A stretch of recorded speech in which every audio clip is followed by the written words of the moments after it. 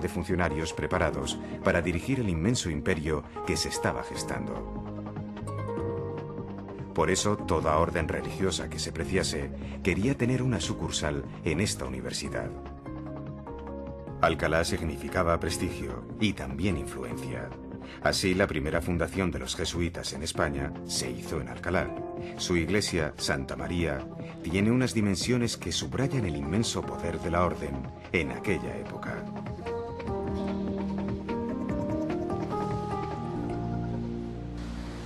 En el siglo XIX, la pérdida de influencia de la Universidad Alcalaína obligó a cerrarla, cediendo su nombre a Madrid, Complutense.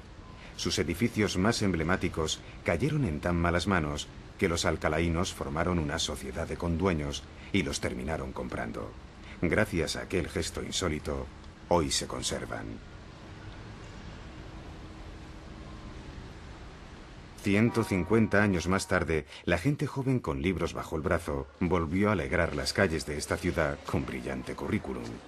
Y aunque se construyeron facultades de nueva planta, se recuperaron muchos de los antiguos colegios y juntos forman un colectivo que da vida universitaria a todo el corredor del Henares.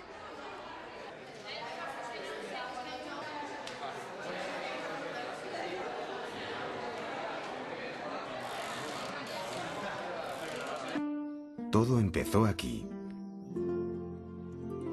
El verdadero artífice de la Universidad de Alcalá de Henares fue el cardenal Cisneros, estadista, franciscano, austero, inquisidor, confesor de Isabel la Católica y 2 veces regente. Fue en sentido amplio un verdadero príncipe del Renacimiento. La armoniosa fachada plateresca del Colegio Mayor de San Ildefonso da paso al claustro mayor universitario, un peculiar patio de 3 pisos construido mucho después que la portada, ya en pleno siglo XVII. Cisneros fue el promotor de todo esto, porque además de fundar San Ildefonso, proyectó un nuevo urbanismo, introdujo la imprenta y estableció las bases para el crecimiento futuro de la universidad. Uno de sus logros memorables fue la publicación de la Biblia políglota. La Biblia políglota fue escrita en varias lenguas: griego, latín, hebreo y arameo.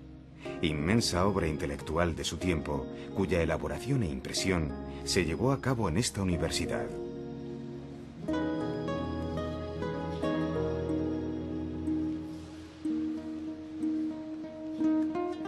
Cisneros quiso una tumba sencillita, pero a los muertos no se les suele hacer mucho caso.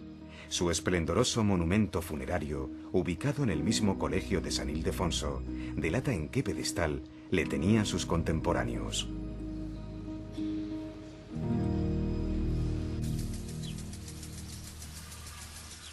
El colegio de San Ildefonso tiene 2 patios más: el apacible patio de los filósofos, donde se encontraban las salas de audiencia del rector y otros funcionarios, así como los almacenes de leña, carbón y harina; y el patio trilingüe, recinto del colegio menor donde se estudiaban las 3 lenguas clásicas.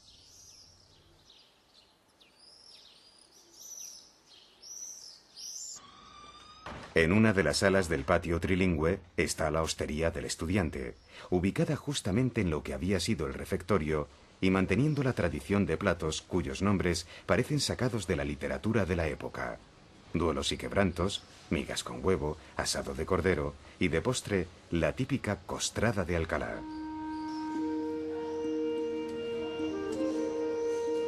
Sin salir del recinto, el Paraninfo es el corazón de la universidad. En él se examinaban los alumnos desde su fundación en 1520.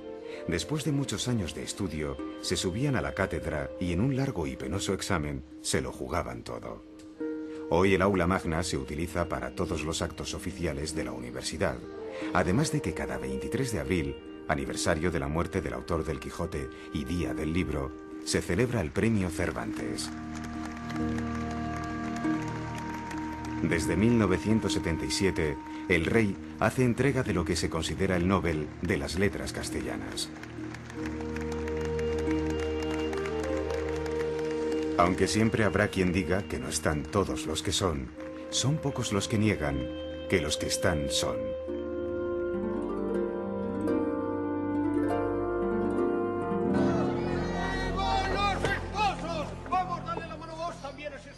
Ni siquiera en aquella época todo era estudio. En Alcalá había una rica vida social y mucha juerga. Una mancebía, que es una forma antigua y fina de mencionar la prostitución, además de un abundante repertorio de representaciones teatrales. Toda compañía que se prestase recalaba en Alcalá. Esta afición se mantiene hasta hoy.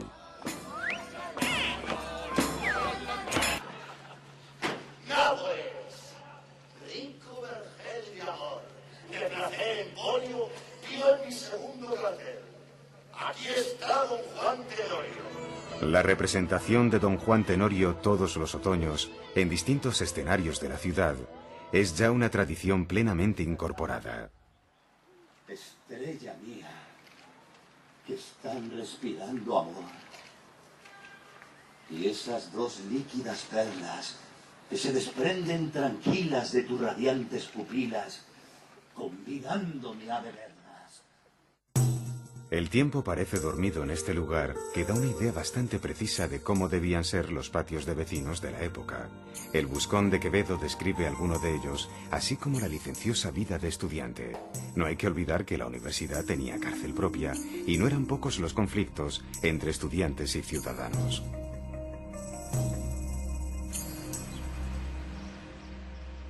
Alcalá es un ejemplo de ciudad donde conviven en armonía lo antiguo y lo contemporáneo. No deja de llamar la atención la forma de las rejas y cómo recuerdan al agradable diseño de las ventanas de la Fundación José Caballero. Donde estaban las ruinas de un hospital, hay un nuevo edificio que parece llamado a ser referente de arte contemporáneo, y es donde se muestran obras de este magnífico pintor.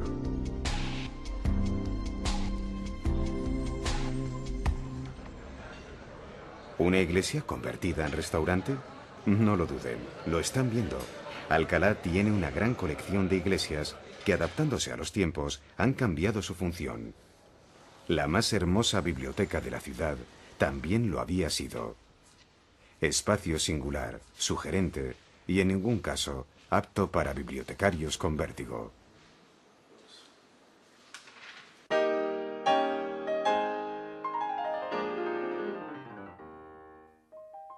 Procura no dar pistas de lo que va a ocurrir.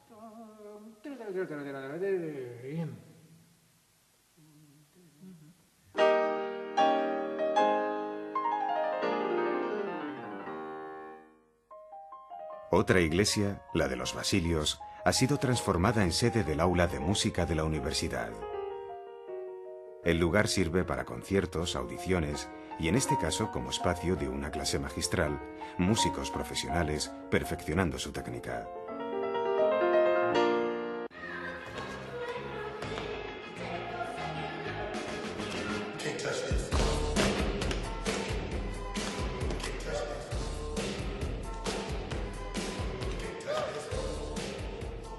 Yoga, tai chi, baile de salón, salsa, ballet clásico. Más de 2000 alcalaínos aprenden y se divierten en el aula de danza, que era un antiguo convento.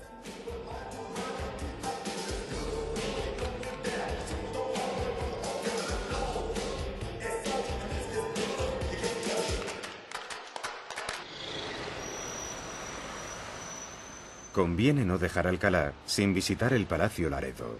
Como se puede apreciar a simple vista, es un capricho muy típico del siglo XIX. Cierta burguesía gustaba de lo exótico, y este es un buen ejemplo de mezcolanza de estilos históricos.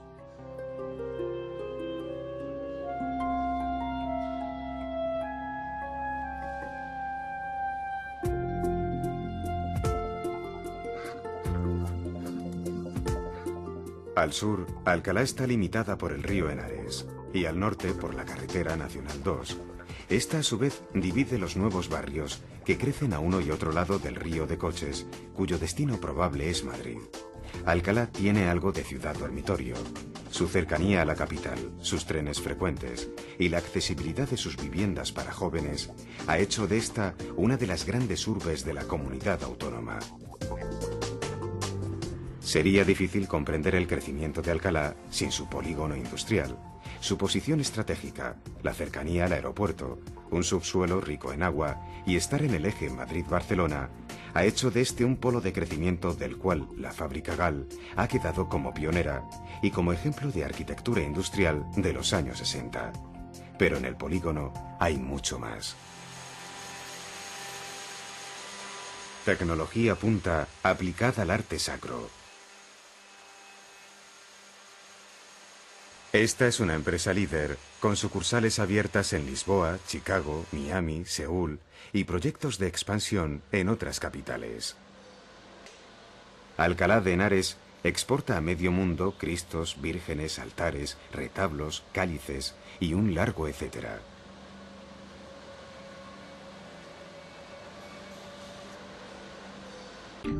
Integrada en el campus universitario, la residencia campestre de la Biblioteca Nacional alberga las segundas y terceras copias de los libros y documentos publicados en España.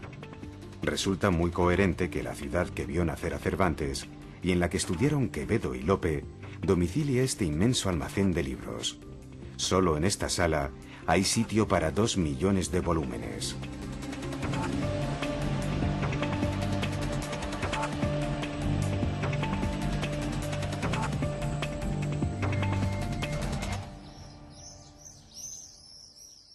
Libros y cine.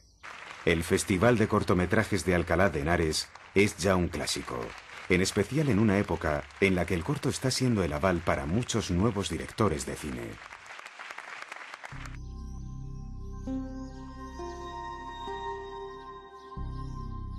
Alcalá de Henares renace de nuevo.